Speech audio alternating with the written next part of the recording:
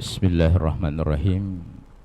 Assalamualaikum warahmatullahi wabarakatuh. Waalaikumsalam warahmatullah. Alhamdulillah alladzi biwujudi iqamati daulatil khilafati qata'an wurudus sa'adah fi dunya wal akhirah.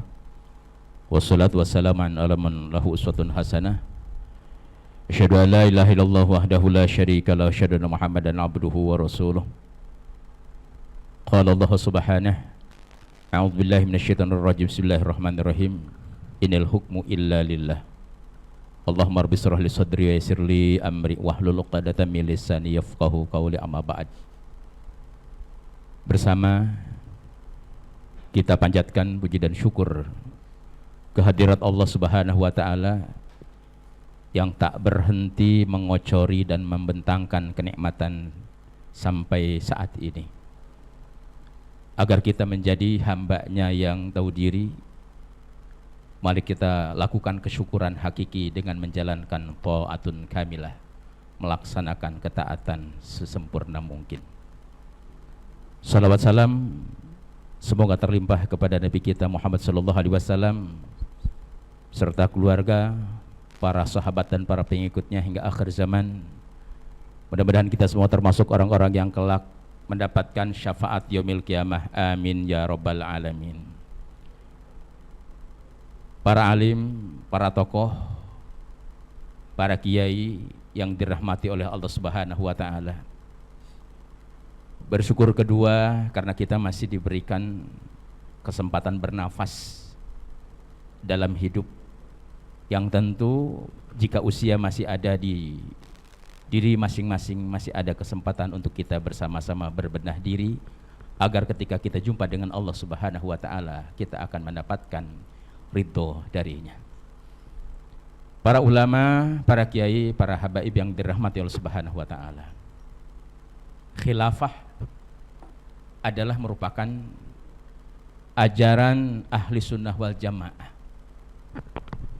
Sebarang tentu kalau ia merupakan ajaran ahlus sunnah wal jamaah, ia adalah bagian daripada ajaran Islam.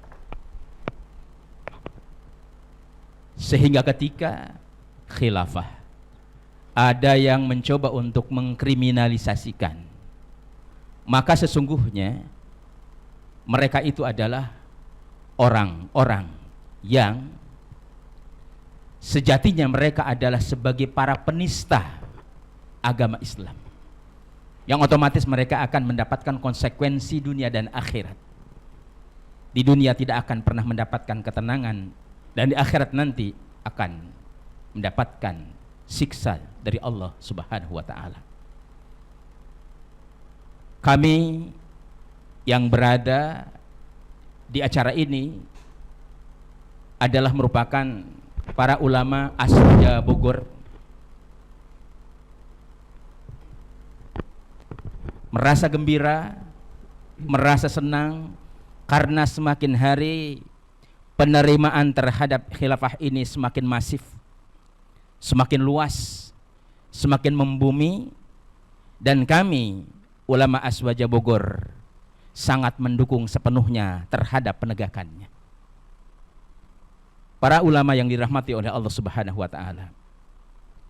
Namun kita hingga saat ini entah berapa lama lagi ke depan belum bisa memastikan tentang berakhirnya corona. Bicara corona adalah bicara soal sebuah kejadian di mana baginda Rasulullah SAW mengatakan kullu syai'in hikmatun. Segala kejadian pasti akan ada hikmahnya. Hikmah dari corona bahwasanya kita tidak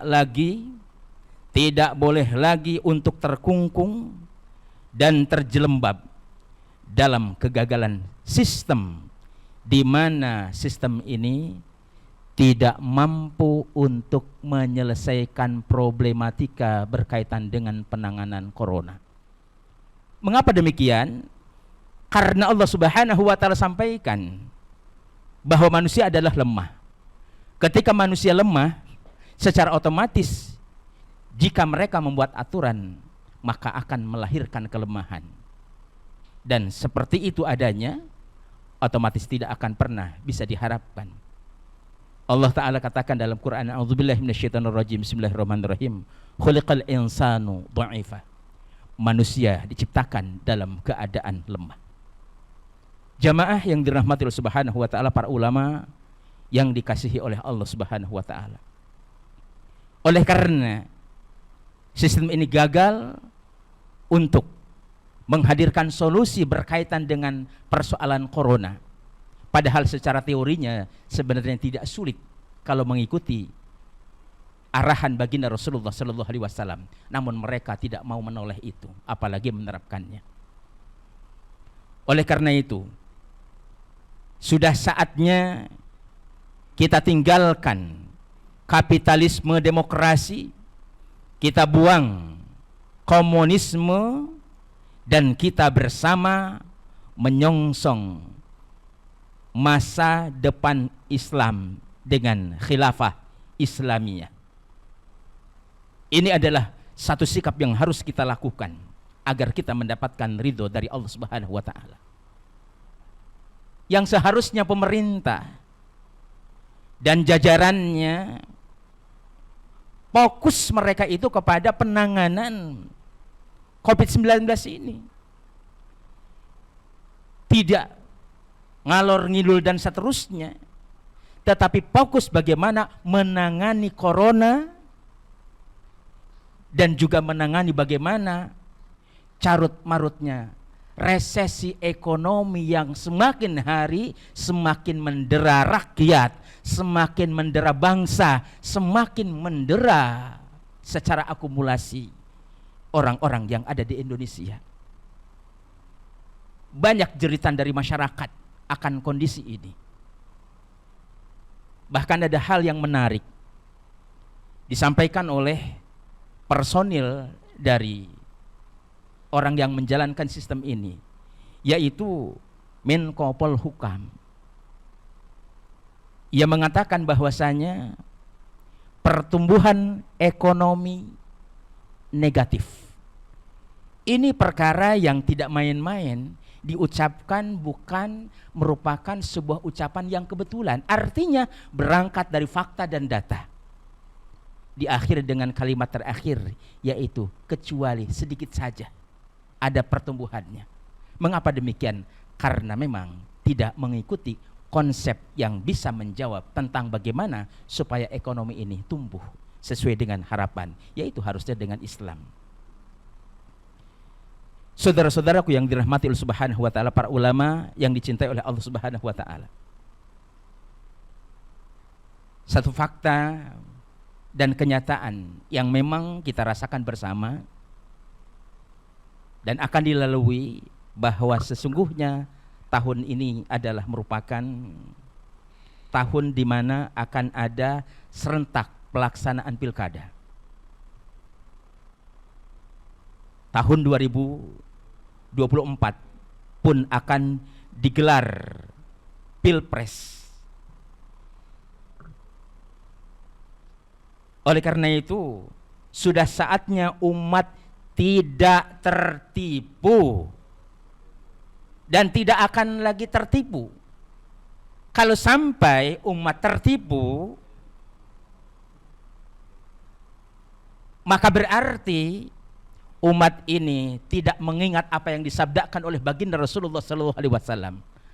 Rasulullah mengatakan, layul dagul mu'min min juhrin maratain. Tidaklah layak seorang mukmin tersengat melalui satu lubang hingga 2 kali.